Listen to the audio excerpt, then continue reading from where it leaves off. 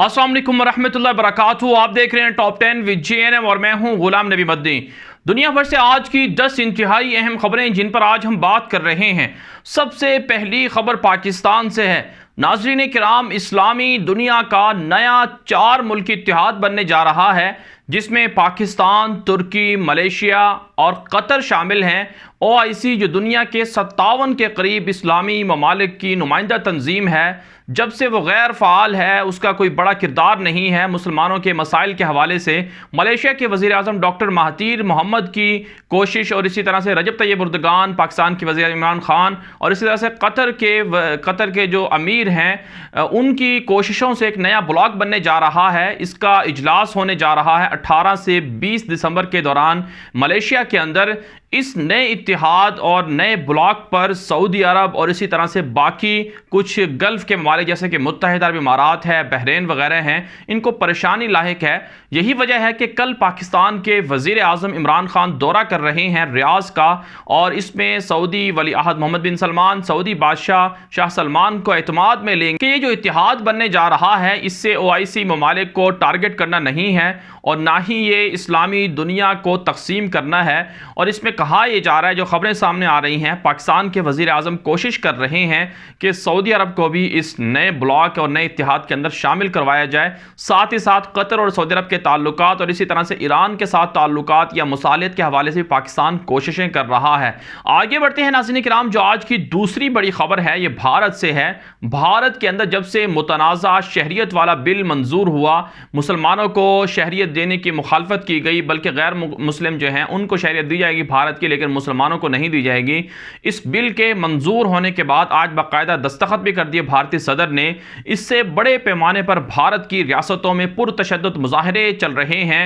नागालैंड, मणिपुर और इसी तरह से जो आसाम है, वहां पर भूख हड़ताल भी हो रही है और दर्जनों के करीब लोग जो हैं ज़ख्मी बताए जाते हैं और सैकड़ों की तादाद है, कहा जाता है कि उन्हें गिरफ्तार कर लिया गया है। इंतहाई कर्फ्यू लग गया है भारत की तकरीबन 10 की करीब रियासतों में। भारत की मगरबी बंगाल और इसी तरह से रियासत केरला और बाकी पंजाब की रियासत भी भारत की, ये सारी की सारी इस बिल के खिलाफ खड़ी हुई हैं और मोदी को शदीद परेशानी का सामना है और पूरी दुनिया में भारत को तनकीद का निशाना बनाया जा रहा है। जो जापान के वज़ीर आज़म थे, उन्होंने दौरा करना था अभी चंद दिन के बाद भारत का, उन्होंने भी अपना दौरा कैंसिल कर दिया है। साथ ही साथ जो बांग्लादेश के वज़ीर ख़ारजा थे, उनका एक वफ़द आना था, उन्होंने भी दौरा कैंसिल कर दिया है। और भारत के अंदर इस कदर इज़्तिराबी कैफियत है कि वहाँ के जो मुसलमान ऑफिसर हैं वो भी इस्तीफ़े दे रहे हैं।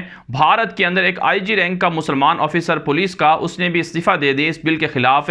भारत की बुनियाद पड़ चुकी है। मोदी भारत को तकसीम करेगा, मोदी भारत को तोड़ेगा, यही सबब है वहाँ भारत की तकसीम का। और जिस तरह से कश्मीर के अंदर जुल्म हुआ और अब तक वहां पर जुल्म हो रहा है, आज भी वहां पर मुजाहरे हुए हैं जुमे के बाद, लोगों को नमाजें नहीं पढ़ने दी जा रही, मस्जिदें बंद हैं, सब कुछ बंद है। तो ये सारी की सारी चीज़ें मोदी के आने के बाद हिंदुत्व का जो नज़रिया प्रमोट हुआ है और हिंदुत्व के नज़रिए की वजह से भारत की तकसीम पड़ चुकी है। ये वक्त है भारत के मुसलमानों के मुत्तहिद होने का और अपने हुकूक लेने का। अगर वो इस मौके पर भी खामोश रहे तो फिर उनका नाम और निशान भारत से मिट जाएगा, इसलिए उन्हें जागने की ज़रूरत है। आगे बढ़ते हैं नाज़रीन किराम, जो आज की तीसरी बड़ी खबर है, ये भी भारत से है। भारत के अंदर बाबरी मस्जिद केस का फैसला हुआ था। सुप्रीम कोर्ट के अंदर मुख्तलिफ दरखास्तें दायर की गई थी इस फैसले के खिलाफ कि हिंदू मंदिर बाबरी मस्जिद की जगह पर ना बनाया जाए, लेकिन भारत की मोदी की शिद्दत पसंद हुकूमत, जो किसी कानून को नहीं मानती, जो सिर्फ हिंदू नज़रिए को प्रमोट करना चाहती है, उन्होंने तमाम के तमाम दरखास्तों को खारिज कर दिया है। इससे भारत के मुसलमानों को खुद ही समझ जाना चाहिए कि उनके साथ भारत के अंदर क्या कुछ हो रहा है। आगे बढ़ते हैं नाज़रीन किराम, जो आज की चौथी बड़ी खबर है, ये अफगानिस्तान से है। बग्राम एयरबेस पर तालिबान ने बहुत ख़तरनाक हमला किया था। तालिबान के बकौल उन्होंने 46 के करीब अमरीकी फौजियों को बग्राम एयरबेस पर मारा है और कहा जाता है कि अफगानिस्तान के अंदर सबसे ख़तरनाक और सबसे बड़ा एयरबेस जो है वो बग्राम एयरबेस है, जहां पर अमरीकी सदर डोनाल्ड ट्रंप भी दौरा कर चुके हैं। इस हमले के बाद अफगान तालिबान और अमरीका के दरमियान मुज़ाकरात में वक्फा आ चुका है और अफगानिस्तान के अंदर ट्रंप के मुशीर ज़ल्मी खलीलज़ाद के बकौल वो आर्जी वक्फा ले रहे हैं। उनको बहुत अफसोस हुआ है। साथ ही साथ नाज़रीन किराम, कुछ खबरें ये भी सामने आ रही हैं कि तालिबान मज़ीद भी हमले करने जा रहे हैं। जैसे ही दिसंबर का एंड होने वाला है, क्रिसमस है, साथ साथ नया साल भी शुरू होने वाला है, तालिबान के हमलों में इजाफा हो सकता है। और अंदर की खबरें ये भी हैं कि तालिबान कमांडर ये चाहते हैं कि अमेरिका को वहाँ से आसानी से ना निकलने दिया जाए, बल्कि अमेरिका का वहाँ पर नुकसान किया। बहरहाल तालिबान एक तरफ सियासी महाज पर सरगर्म है, दूसरी तरफ अस्करी मैदान में सरगर्म है। अब ये तो वक्त ही बताएगा कि अमेरिका वाकई संजीदा है अफगानिस्तान से निकलने में या फिर धोखाधड़ी कर रहा है, जिसकी वजह से तालिबान उन पर हमले कर रहे हैं। आगे बढ़ते हैं नाज़रीन किराम, जो आज की 5वीं बड़ी खबर है ये बरतानिया से है। बरतानिया के अंदर 5 साल के अंदर तीसरी मरतबा इलेक्शन हुए हैं और इन इंतखाबात में कंजरवेटिव पार्टी को वाज़ेह अक्सरियत मिल गई है। 360 से ज़्यादा उनको नशिस्तें मिली हैं और उनके मुकाबले में जो लेबर पार्टी थी उसको तवक्को से बढ़कर कहा जा रहा है बदतरीन शिकस्त का सामना करना पड़ा है। और यहूदी जो इसराइल के यहूदी जिन्होंने इस इलेक्शन में बड़े पैमाने पर सरमायाकारी की थी, लेबर पार्टी के जेरेमी कॉर्बन जो अपोजिशन थे, जिन्होंने जो यहूदियों के मुखालिफ समझाते थे, उनकी मुखालफत में इसराइल के यहूदियों ने, दुनिया भर के बड़े बड़े सरमायादार यहूदियों ने बहुत ज़्यादा फंडिंग की थी। यही वजह है कि बोरिस जॉनसन जिनकी पार्टी ब्रेक्जिट डील की हामी है, जो चाहती है कि बरतानिया यूरोपीय यूनियन से अलहदा हो जाए, उनको जीत हुई है। बहरहाल कहा जा रहा है कि बरतानिया की तारीख में ये बहुत तारीख साज इलेक्शन था। इसमें लेबर पार्टी को बदतरीन शिकस्त और जो कंजरवेटिव पार्टी है बोरिस जॉनसन की, उनको जीत हुई है। और 1987 के बाद कहा जा रहा है कि उनकी ये जीत बड़ी अक्सरियत के साथ उनको मिली है और अब वो हुकूमत बनाएंगे। अब ये वक्त बताएगा कि बरतानिया क्या वाकई बोरिस जॉनसन की क़यादत में यूरोपीय यूनियन से अलहदा हो जाता है, ब्रेक्जिट डील हो जाती है। नाज़रीन किराम, ब्रेक्जिट डील ये है कि बरतानिया चाहता है कि यूरोपीय यूनियन से अलहदा हो जाए और यूरोप के साथ जो उनके तिजारती माहिदे हैं और इसी तरह से एक दूसरे के कारोबारी एतबार से भी मुनासिब है, बगैर वीज़े के आना जाना कारोबार करना है, सारी चीज़ें ख़त्म करना चाहता है यूरोप, क्योंकि उसको टैक्स देना पड़ता है यूरोपीय यूनियन को। इसलिए कहा जाता है कि अगर ब्रेक्जिट डील हो गई तो इससे यूरोप की तकसीम का फैसला हो जाएगा। यूरोप की तकसीम की पहली सीढ़ी है अगर ब्रेक्जिट डील कामयाब हो जाती है, और जिसे बोरिस जॉनसन जो हैं, जिनकी जमात कंजरवेटिव पार्टी है, वो आगे बढ़ाने जा रही है। आगे बढ़ते हैं नाज़रीन किराम, जो आज की छठी बड़ी खबर है ये अलजज़ायर से है। अलजज़ायर के अंदर भी सदारती इलेक्शन हुए हैं। एक तरफ इलेक्शन हो रहे थे, दूसरी तरफ से अलजज़ायर के अंदर बड़े पैमाने पर एहतजाजी मुजाहरे हुए। मुजाहरीन का मुतालबा यह है कि जब तक कानून के अंदर इस्लाहात नहीं की जाती, ये मुतालबात, ये जो इलेक्शन है, ये सारे के सारा फ्रॉड है। रिपीट।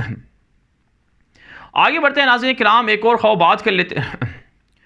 आगे बढ़ते हैं नाज़रीन किराम, जो आज की छठी बड़ी खबर है ये अलजज़ायर से है। इस्लामी दुनिया का रक़बे के एतबार से बहुत बड़ा मुल्क है और ये अफ्रीका का मराकश के साथ और लीबिया, ट्यूनिस वगैरह के साथ मिला हुआ जुड़ा हुआ एक मुल्क है। यहाँ पर इलेक्शन हुए हैं सदारती, जिसमें वोटिंग का जो टर्न आउट है वो इंतहाई कम रहा है। नताइज भी सामने आ चुके हैं। ताहम जो मुजाहिरीन हैं उनका अभी तक ये कहना है कि ये इलेक्शन फ्रॉड हैं। जब तक कानून के अंदर इस्लाहात नहीं की जाती तब तक वो इन इलेक्शन को नहीं मानते हैं। पिछले फरवरी से तकरीबन, यानी आप खुद अंदाज़ा लगा लें, 8-9 माह होने वाले हैं, मुसलसल हालात कशीदा हैं अलजज़ायर के। वहाँ पर फ्रांस का गलबा था, फ्रांस से अलजज़ायर को आज़ादी मिली थी और अब भी वहाँ पर अग़यार और इस्तेमारी ताकतें अपना असर और रसूख दबाए हुए हैं, रखे हुए हैं। यही वजह है कि वहाँ के लोगों को हकूक़ नहीं मिलते और वो सड़कों पर हैं। ताहम इस जो इलेक्शन हुआ है इसके नतीजे में क्या नई गवर्नमेंट बन पाती है या फिर ये भी इलेक्शन रद्द कर दिए जाएंगे अवाम की तरफ से, ये इसका नतीजा भी वक्त ही बताएगा। आगे बढ़ते हैं नाज़रीन किराम, जो आज की 7वीं बड़ी खबर है ये तुर्की से है। तुर्की के खिलाफ अमरीकी कांग्रेस में एक बिल मंजूर किया गया है और कहा गया है कि तुर्की रशिया से S-400 मिसाइल सिस्टम खरीद रहा है और तुर्की शाम के अंदर ऑपरेशन कर रहा है, इसलिए उसकी साथ तजारती ताल्लुकात अमरीका ख़त्म करे। कांग्रेस के इस बिल पर जो तुर्की के अंदर जो तुर्की इंतज़ामिया है उन्होंने सख्त तरीन रद्द-ए-अमल दिया और कहा है कि अमरीका का अगर बाप भी आ जाए तब भी वह S-400 मिसाइल सिस्टम खरीदेंगे, जितनी मर्जी पाबंदियाँ लगानी है अमरीका को लगा ले। अर्दगान ने भी आज एक तकरीब से खिताब करते हुए कहा कि उनकी सकाफत को दमिश्क, बगदाद और हलब के अंदर रौंद दिया गया। साथ ही साथ उन्होंने कहा कि अफगानिस्तान के अंदर ये जो मगरब है, इन्होंने किस तरह से हमारी तहजीब को, इस्लामी तहजीब को मिटा कर रख दिया।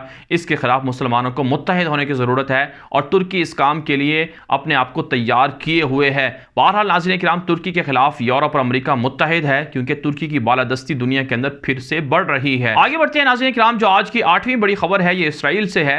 इसराइल के अंदर एक साल के अंदर तीसरी मरतबा इलेक्शन का जो मरहला है वो सामने आ रहा है। इसराइल की सियासत में इस वक्त बड़ी तलखियाँ चल रही हैं, बड़ी कशीदगी चल रही है। इसराइली वज़ीर आज़म नेतन्याहू को अदालत में तलब किया जा रहा है, उन पर करप्शन के केसेस चल रहे हैं। जो इंतखाबात हुए हैं चंद माह पहले, उन इंतखाबात की वजह से कोई नई गवर्नमेंट भी नहीं बन पा रही है। कहा जाता है कि इसराइल की सियासत का ये बदतरीन दौर चल रहा है। ऐसे में जो सदी की बड़ी डील चल रही थी, जो अमरीका जिसको लीड कर रहा था कि फ़लस्तीन और इसराइल के दरमियान तनाज़े को हल करवा दिया जाए और मशरिक़ वस्ता में ग्रेटर इसराइल को आगे बढ़ने दिया जाए और बैतुल मक़दस को अमलन जो है वो इसराइल के हवाले कर दिया जाए, फ़लस्तीनियों का कैपिटल कोई और उसके मुकाबले में ज़मीन दे दी जाए, तो ये सारा का सारा मंसूबा जो सदी की बड़ी डील का था वो चौपट होकर रह गया है। और इसराइल के यहूदी और इसराइल का मीडिया चीख रहा है कि इन इलेक्शन की वजह से, सियासी कशीदगी की वजह से सदी की बड़ी डील का जो अच्छा मौका था वो गिनवा दिया है इसराइल के यहूदियों ने। यरूशलेम पोस्ट जो वहाँ का मशहूर अखबार है यहूदियों का, उसने भी आज यही कुछ लिखा है। साथ ही साथ नाज़रीन किराम, मस्जिद अक्सा के अंदर यहूदियों की दरअंदाजियाँ बढ़ चुकी हैं और बैतुल मक़दस के अंदर यहूदी जा जाकर अपनी जो यहूदी मज़हब है उसके मुताबिक इबादत कर रहे हैं, लेकिन मुसलमान फिर भी खामोश हैं, आपस के मसाइल में उलझे हुए हैं। आगे बढ़ते हैं नाज़रीन किराम, जो आज की 9वीं बड़ी खबर है ये पाकिस्तान से है। पाकिस्तान के अंदर जो करप्शन का बयानिया था तहरीक इंसाफ का, वो दम तोड़ता हुआ नजर आ रहा है। आसिफ अली जरदारी जो साबिक के सदर भी हैं पाकिस्तान के, जिन्होंने बेइंतहा करप्शन की, उन पर अरबों डॉलर की मनी लॉन्ड्रिंग के केसेस चल रहे हैं, उनको भी रिहा कर दिया गया है नवाज शरीफ के बाद। कहा जा रहा है कि ये बैकडोर राब्ते थे, मुज़ाकरात थे, डील थे, उसी का नतीजा है। अगर तहरीक इंसाफ भी यही काम करती है तो फिर वो हमेशा हमेशा के लिए निशान इबरत बन जाएगी। उनको चाहिए कि जो करप्ट लोग हैं उनको क्यों छोड़ा जा रहा है, फिर अदालतें क्यों रिलीफ दे रही हैं। अदालतों पर भी सवालिया निशान बनता है कि वो पाकिस्तान के अंदर करप्ट लोगों की मुहाफिज क्यों बन गई है। आगे बढ़ते हैं नाज़रीन किराम, जो आज की 10वीं बड़ी खबर है ये भी पाकिस्तान ही से है। पाकिस्तान के अंदर चंद दिन पहले एक वाकया हुआ वकला गर्दी का लाहौर के अंदर, कि किस तरह से वकला ने दरिंदों की शक्ल में, वहशियाना शक्ल में, जो वहाँ का अस्पताल था, दिल का अस्पताल, उस पर हमला किया। वहाँ मरीजों को नुकसान हुआ, मरीज जहाँ बहक हो गए। डॉक्टरों और जो वकला है इनके दरमियान जो हंगामा आराई हुई, इससे पूरे दुनिया के अंदर पाकिस्तान की जगह हंसाई हुई। लेकिन अफसोस की बात यह है कि आज वकला ने पूरे पाकिस्तान के अंदर, बजाय इसके कि इन शरपसंदों के वो खिलाफ खड़े होते, उन्होंने उसकी हिमायत में पूरे हड़ताल कर रखी है और दोनों तबकों से अवाम को नुकसान हो रहा है। वकील भी अवाम को लूटती हैं और इसी तरह से जो डॉक्टर्स हैं ये भी अवाम का जो है अवाम से पैसे वसूल करते हैं, बेपनाह लूटते हैं, फजूल की उन्हें दवाइयाँ देते हैं, सही इलाज नहीं करते। तो इन दोनों के खिलाफ जो अदलिया है वो खामोश है और यही वजह है पाकिस्तान की बदनामी का कि पाकिस्तान के अंदर अदल व इंसाफ नहीं है, इंसाफ और कानून की अमलदारी नहीं है, जिसकी वजह से इस तरह के हंगामे होते हैं। कल इस्लामाबाद के अंदर भी जो इस्लामी यूनिवर्सिटी है वहाँ पर भी तलबा में तसादुम हुआ है। उसके नतीजे में जो तलबा तंजीम थी जमीयत तलबा, उनके एक कारकुन जो है वो शहीद भी हो गए और कई ज़ख्मी भी बताए जा रहे हैं। तो स्कूलों के अंदर, यूनिवर्सिटियों के अंदर, कॉलेजेस के अंदर और इदारों के अंदर ये तसादुम पाकिस्तान की तबाही का एक सबब है। इसका एक ही हल है नाज़रीन किराम, आप जो इस्लामी यूनिवर्सिटी में मामला हुआ है, जितने भी तलबा इसमें मुलव्वस हैं, सबका जो डिग्रियां हैं सब डिग्रियां कैंसिल कर दें, उनका तालीमी जो कैरियर है उसको आप ख़त्म कर दें। वकला के लाइसेंस और इनकी सारी जो तालीमी इनका कैरियर है उसको आप अदालत को कहें कि उनको ख़त्म कर दें, इनकी डिग्रियां कैंसिल कर दें, डॉक्टरों की डिग्रियां कैंसिल कर दें। मजाल है कि कोई फिर इसके बाद हंगामे करे, लेकिन पाकिस्तान में कानून की अमलदारी कौन करवाए? यहाँ तो सारे चोर और सारे करप्ट और रिश्वतखोर लोग बैठे हुए हैं, जिसकी वजह से अवाम पिस रही है। अब अवाम को ही अपने हुकूक के लिए बाहर निकलना पड़ेगा। बहरहाल दुनिया भर से ये थी आज की 10 बड़ी खबरें। आज के लिए इतना ही, इजाज़त दीजिए, अल्लाह हाफिज़।